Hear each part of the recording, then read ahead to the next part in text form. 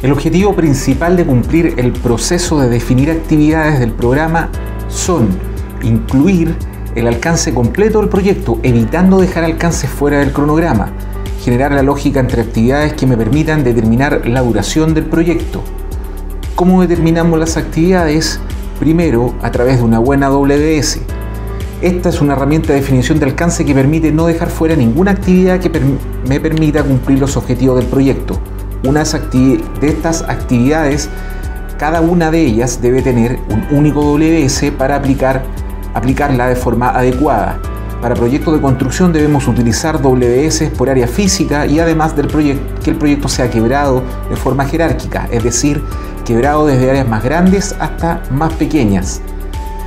Los hitos significativos y restricciones son eventos únicos, sin duración, que marcan un punto significativo en el proyecto. Son fundamentales para los listados de actividades. Los hitos pueden ser mandatorios, es decir, deben cumplirse para dar paso a otras actividades. También pueden ser referencias, como por ejemplo, una alerta de cumplimiento de una fecha específica del cronograma. Fase, función, disciplina y otros quiebres de la compañía. Las estructuras con las que desarrollamos el cronograma son útiles para agrupar sus actividades. La estructura más utilizada es la fase, como por ejemplo la ingeniería, las compras, la construcción y la puesta en marcha. También utilizaremos las disciplinas. Usualmente estas son movimientos de tierra, hormigones, estructuras, arquitectura, cañería, mecánica e instrumentación.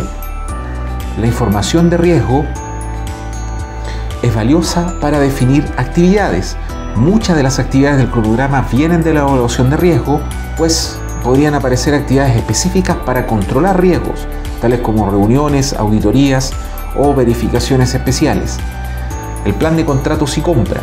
Los contratos siguen una cadena de hitos y actividades antes de ser adjudicados. Las actividades de formación contractual incluyen actividades de precalificación, de oferentes, preparación de bases de licitación, llamados a licitar, preparación de ofertas, presentación, evaluación y adjudicación, entre otras actividades intermedias. Las compras siguen cadenas muy similares. Estas actividades o pasos, o también llamados hitos de compra, están claramente definidos con un cierto estándar. Creación de solicitud de compra, salir a cotizar, evaluar técnica y económicamente, la negociación final y emitir la orden de compra. Así también las actividades de seguimiento de compra deben ser identificadas en el cronograma. Por lo general, en nivel 3 o 4 del cronograma. Estas actividades pueden ser el diseño de ingeniería, por el proveedor, fabricación, transporte a terreno, por ejemplo. Los permisos y regulaciones. Muchos permisos legales o ambientales suelen ser clave para iniciar la construcción, entregar áreas o partes del proyecto, finalmente terminar el proyecto y entregarlo a quien lo operará. Primero debemos identificar los permisos necesarios, luego debemos identificar las actividades que me llevarán a cumplir la obtención de esos permisos. Estas actividades pueden ser preparar información, presentar información, el periodo de revisión y aprobación del permiso. Muchos proyectos fallan al estimar las actividades asociadas a los permisos, como la preparación, tramitación, aprobación y sus duraciones. Las actividades del dueño. Las actividades del constructor suelen ser impactadas por las actividades del dueño, como por ejemplo entrega o liberación de área, permisos por los dueños o algún suministro, acreditación de personal o disponibilidad de alojamiento, por ejemplo. Las level of effort son actividades que no forman parte del avance del proyecto, pero son necesarias para la ejecución. Estas actividades incluyen procesos administrativos, de gestión, generación de informes o supervisión.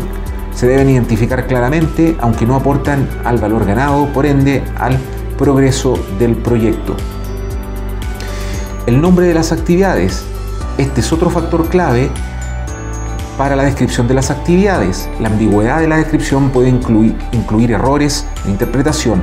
La utilización de verbos en la descripción de actividades es fundamental. Por ejemplo, no es lo mismo describir una actividad de hormigones o describirla como ejecución de hormigones de fundación, o también suministro y ejecución de hormigón de fundaciones. Cada una de estas actividades tiene un sentido distinto si la leemos con detención. Códigos de actividades. Otro factor es el código de las actividades.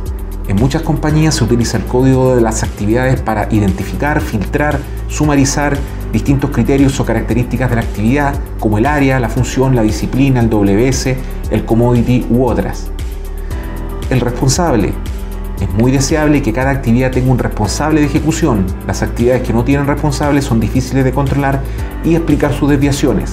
Por eso, cada una debe tener el responsable de la actividad, evitando la ambigüedad. Cuantificable. Finalmente, las actividades deben ser cuantificables, lo que nos permite registrar su progreso. Deben estar asociadas a una unidad de medida que nos permita contar al final de algún periodo la cantidad real y su desviación con respecto al presupuesto. Conclusiones. Siempre debemos utilizar la WS para definir actividades. Los hitos son actividades sin duración que pueden afectar la lógica del cronograma. El quiebre por fase y disciplina permite agrupar actividades. La información de riesgo puede agregar nuevas actividades de control. El plan de compras y contrato presentan actividades muy específicas. Los permisos son actividades que restringen el programa. Las actividades del dueño pueden impactar al cronograma del constructor. Las actividades Level of Effort no deben afectar la lógica del cronograma ni el avance. El nombre de las actividades debe ser lo suficientemente específico. Los códigos permiten filtrar, agrupar, sumarizar información. Todas las actividades deben tener un responsable y cada actividad debe ser cuantificable. En los próximos capítulos comenzaremos a revisar la definición de las secuencias entre actividades. Vamos a revisar los diagramas de precedencia, el método más utilizado para definir secuencias de actividades. Toma acción, revisa si tu organización tiene un WS que sea consistente con tu proyecto, crea tus propios formatos para estructurar cronogramas para que tengas una base para comenzar a desarrollar cronogramas.